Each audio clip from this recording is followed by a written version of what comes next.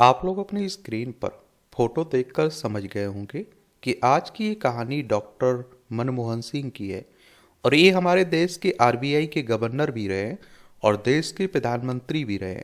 और कहते हैं कि कुछ लोग बोलकर भी कुछ नहीं कर पाते हैं, और मनमोहन सिंह मौन रहकर भी बहुत कुछ कर गए देश के लिए। और ये इनका परिवार है मनमोहन सिंह का। देखिए, हमारा प्यारा भारत है। और आप देखिए, डॉक्टर मनमोहन सिंह का जन्म 26 सितंबर 1932 को गाह पंजाब पाकिस्तान में हुआ था।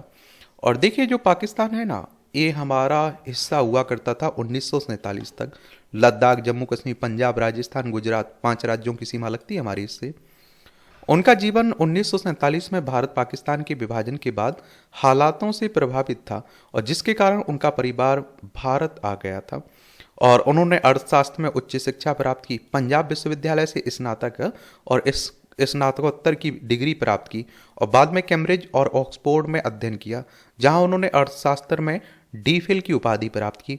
और उन्होंने डॉक्टरेट थीसिस 1951 से 1960 के बीच भारत के निर्यात प्रदर्शन पर केंद्रित थी, और जिससे भारतीय अर्थव्यवस्था में उनके भावी योगदान की नींव रखी। और डॉक्टर मनमोहन सिंह ने पंजाब विश्वविद्यालय, दिल्ली स्कूल ऑफ इकोनॉमिक्स में शिक्षण पदों पर कार्य किया तथा भावी नीति निर्माताओं को आकार दिया। साहित्यिक योगदान की बात करें तो भारत की निर्यात प्रवृत्तियां और आत्मनिर्भर विकास की संभावनाएं इनकी साहित्यिक कृतियां हैं। आर्थिक प्रशासन की बात करें तो मुख्य आर्थिक सलाहकार, आर्थिक मामलों के सचिव, भारतीय रिजर्व बैंक के गवर्नर और विश्वविद्यालय अनुदान आयोग के अध्यक्ष सहित महत्वपूर्ण सरकारी पदों पर इन्होंने काम किया। आरबीआई की बात करें तो हमारी केंद्रीय बैंक है, राष्ट्रीय बैंक की बात हो रही है, और इसकी स्थापना 1 अप्रैल 1935 में हुई थी। मुंबई, महाराष्ट्र में इसका हेडक्वार्टर देखने को मिलेगा। और यूजीसी की अगर हम लोग बात करें तो यूनिवर्सिटी ग्रांट कमीशन की बात कर रहा हूं मैं, इसका हेडक्वार्टर नई दिल्ली में आपको देखने को मिल जाएगा। इसकी स्थापना 28 दिसंबर 1956 में हुई थी। आरबीआई गवर्नर 1982 से 1985 के रूप में सिंह ने वित्तीय स्थिरता और नीति अनुशासन पर जोर दिया। 1991 के आर्थिक सुधार, वर्ष 1991 के भुगतान संतुलन संकट के दौरान वित्त मंत्री के रूप में विदेशी मुद्रा भंडार केवल 15 दिनों के आयात के वित्त पोषण के लिए पर्याप्त था। तत्कालीन प्रधानमंत्री पीवी नरसिम्हा राव ने वित्त मंत्री डॉक्टर मनमोहन सिंह के साथ मिलकर एलपीजी सुधार यानी कि उदारीकरण, निजीकरण और वैश्वीकरण, राव मनमोहन मॉडल के रूप में भी जाना जाता है, इसे आरंभ किया। डॉक्टर मनमोहन सिंह ने प्रमुख सुधारों को लागू किया, और जिनमें निर्यात को बढ़ावा देने के लिए रुपए का अवमूल्यन, औद्योगिक बाधाओं को कम करने के लिए लाइसेंस राज को खत्म करना शामिल था। उन्होंने वैश्विक पूंजी को आकर्षित करने के लिए विदेशी निवेश नीतियों को भी उदार बनाया, जिससे भारत की अर्थव्यवस्था को स्थिर और विकसित करने में मदद मिली। प्रधानमंत्री के रूप में उनका योगदान 2004 से 2014 तक देश के प्रधानमंत्री रहे। भारत के 14वें प्रधानमंत्री डॉक्टर मनमोहन सिंह ने जवाहरलाल नेहरू, इंदिरा गांधी के बाद भारत की से तीसरे सबसे लंबे समय तक प्रधानमंत्री रहे थे। वो प्रधानमंत्री नरेंद्र मोदी को छोड़कर, जो वर्तमान में अपना तीसरा कार्यकाल पूरा कर रहे हैं, उन्हें प्रभावी शासन के साथ गठबंधन राजनीति को संतुलित करने के लिए भी जाना जाता है। भारत ने सतत आर्थिक विकास का अनुभव किया, और उनके प्रथम कार्यकाल के दौरान अर्थव्यवस्था में वार्षिक रूप से 8 से 9% की दर से वृद्धि हुई। भारत वर्ष 2007 में विश्व की दूसरी सबसे बड़ी तेजी से बढ़ती अर्थव्यवस्था के रूप में उभरा, और डॉक्टर मनमोहन सिंह ने वर्ष 2008 के वैश्विक वित्तीय संकट के दौरान भारत का नेतृत्व किया। महात्मा गांधी राष्ट्रीय ग्रामीण रोजगार गारंटी अधिनियम, मनरेगा की बात हो रही, 2005 सूचना का अधिकार अधिनियम 2005, राष्ट्रीय ग्रामीण स्वास्थ्य मिशन जैसे प्रमुख कानून उनके पहले कार्यकाल के दौरान पारित किए गए थे। निःशुल्क और अनिवार्य बाल शिक्षा अधिकार अधिनियम 2009, शिक्षा का अधिकार अधिनियम 2009, राष्ट्रीय खाद्य सुरक्षा अधिनियम 2013, और भूमि अधिग्रहण, पुनर्वास और पुनर्व्यवस्थापन अधिनियम में उचित प्रतिकर और पारदर्शिता का अधिकार अधिनियम 2013 उनके दूसरे कार्यकाल के महत्वपूर्ण कानून थे, जो समानता और न्याय पर केंद्रित थे। अगर हम लोग उनकी विदेश नीति और वैश्विक संबंध की बात करें तो मनमोहन सिंह ने भारत संयुक्त राज्य अमेरिका असैन्य परमाणु समझौता 2008 में महत्वपूर्ण भूमिका निभाई थी, और जिसने अमेरिका और अन्य देशों के साथ असैन्य परमाणु सहयोग को सुविधाजनक बनाया।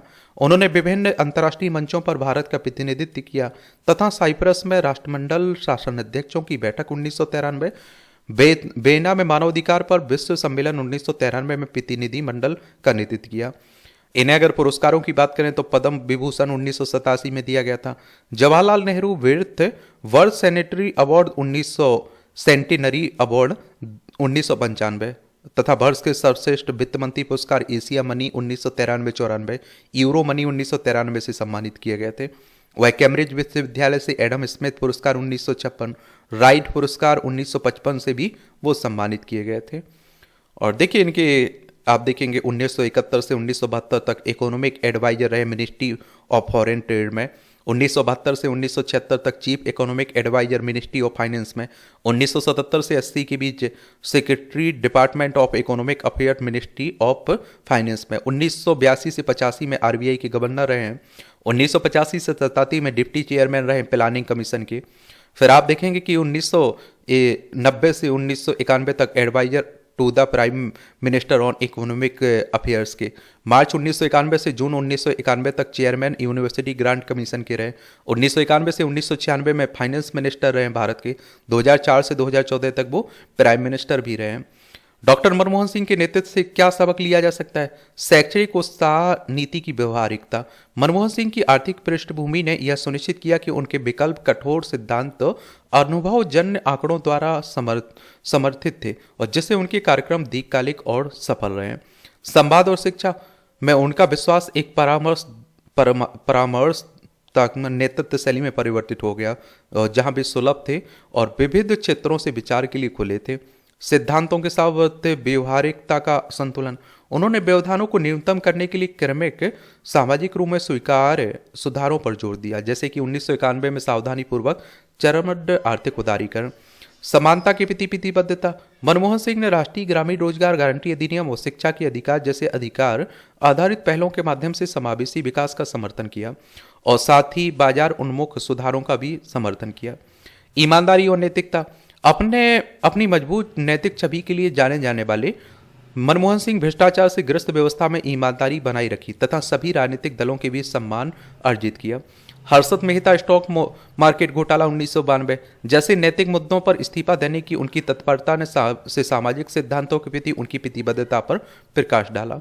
संस्थाओं को मजबूत बनाना। आरबीआई और योजना आयोग जैसी संस्थाओं को सशक्त बनाने में विश्वास करते थे मनमोहन सिंह, ताकि यह सुनिश्चित हो सके कि उनकी नीतियां स्वतंत्र एवं राष्ट्रीय लक्ष्यों के अनुरूप हों। और उनके कार्यकाल में सेवा कर लागू करना, तदर्थ राजकोषीय बिलों को समाप्त करना तथा भारत के कर ढांचे का आधुनिकीकरण जैसे प्रणालीगत परिवर्तन हुए जो उनके कार्यकाल के बाद भी जारी रहे। प्रतिकूल परिस्थितियों में नेतृत्व।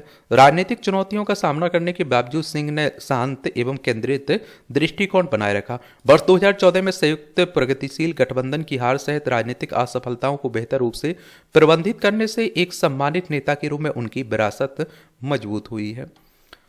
तो ये कहानी है, आप देखेंगे किसकी? डॉक्टर मनमोहन सिंह की।